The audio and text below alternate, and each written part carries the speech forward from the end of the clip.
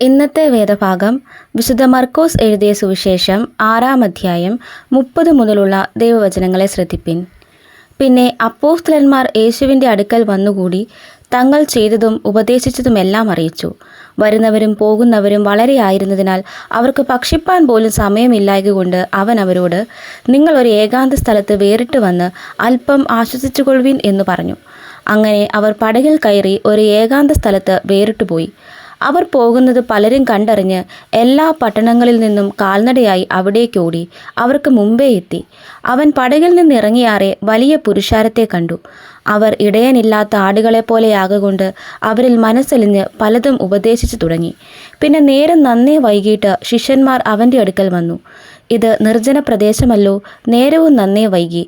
ഭക്ഷിപ്പാനില്ലായ്കയാൽ അവർ ചുറ്റുമുള്ള കുടികളിലും ഊരുകളിലും ചെന്ന് ഭക്ഷിപ്പാൻ വല്ലതും കൊള്ളേണ്ടതിന് അവരെ പറഞ്ഞയക്കണമെന്ന് പറഞ്ഞു. അവൻ അവരോട്, നിങ്ങൾ അവർക്ക് ഭക്ഷിപ്പാൻ കൊടുപ്പിൻ എന്ന് കൽപ്പിച്ചതിന്, ഞങ്ങൾ പോയി 200 വെള്ളിക്കാശിന് അപ്പം കൊണ്ടിട്ട് അവർക്ക് തിന്മാൻ കൊടുക്കയോ എന്ന് അവനോട് പറഞ്ഞു. അവൻ അവരോട്, നിങ്ങൾക്ക് എത്ര അപ്പമുണ്ട്, ചെന്ന് നോക്കുവിൻ എന്ന് പറഞ്ഞു. അവർ നോക്കിയിട്ട് 5, 2 മീനുമുണ്ട് എന്ന് പറഞ്ഞു. പിന്നെ അവൻ അവരോട് എല്ലാവരെയും പച്ചപ്പുല്ലിൽ പന്തിപന്തിയായി ഇരുത്തുവാൻ കൽപ്പിച്ചു. അവർ 100ഉം 50ഉം വീതം നിരനിരയായിരുന്നു. അവൻ ആ 5 അപ്പവും 2 മീനും എടുത്ത് സ്വർഗത്തേക്ക് നോക്കി വാഴ്ത്തി, അപ്പം നുറുക്കി അവർക്ക് വിളമ്പുവാൻ തൻ്റെ ശിഷ്യന്മാർക്ക് കൊടുത്തു. ആ 2 മീനും എല്ലാവർക്കും വിഭാഗിച്ചു കൊടുത്തു.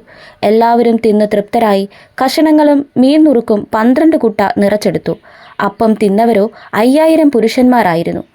താൻ പുരുഷാരത്തെ പറഞ്ഞയക്കുന്നതിനിടയിൽ തൻ്റെ ശിഷ്യന്മാരെ ഉടനെ പടക് കയറി അക്കരെ ബെത്സയിദയ്ക്ക് നേരെ മുന്നോടുവാൻ നിർബന്ധിച്ചു. അവരെ പറഞ്ഞയച്ചു വിട്ട ശേഷം താൻ പ്രാർത്ഥിപ്പാൻ മലയിൽ പോയി. വൈകുന്നേരമായപ്പോൾ പടക് കടലിൻ്റെ നടുവിലും താൻ ഏകനായി കരയിലുമായിരുന്നു. കാറ്റ് പ്രതികൂലമാകൊണ്ട് അവർ തണ്ടു വലിച്ച് വലയുന്നത് അവൻ കണ്ട് ഏകദേശം രാത്രി 4-ാം യാമത്തിൽ കടലിന്മേൽ നടന്ന് അവരുടെ അടുക്കൽ ചെന്ന് അവരെ കടന്നു പോകുവാൻ ഭാവിച്ചു. അവൻ കടലിന്മേൽ നടക്കുന്നത് കണ്ടിട്ട് ഭൂതമെന്ന് അവർ നിരൂപിച്ച് നിലവിളിച്ചു. എല്ലാവരും അവനെ കണ്ട് ഭ്രമിച്ചിരുന്നു. ഉടനെ അവൻ അവരോട് സംസാരിച്ചു.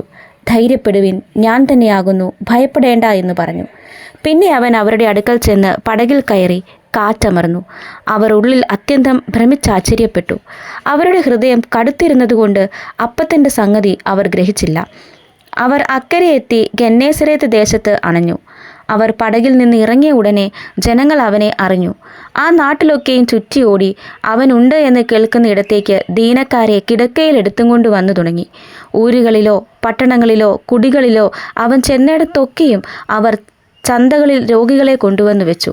അവൻ്റെ വസ്ത്രത്തിൻ്റെ തൊങ്ങലെങ്കിലും തൊടേണ്ടതിന് അപേക്ഷിക്കുകയും അവനെ തൊട്ടവർക്കൊക്കെയും സൗഖ്യം വരികയും ചെയ്തു. ഈ വചനങ്ങളാൽ ദൈവം നമ്മെ ഏവരെയും അനുഗ്രഹിക്കട്ടെ.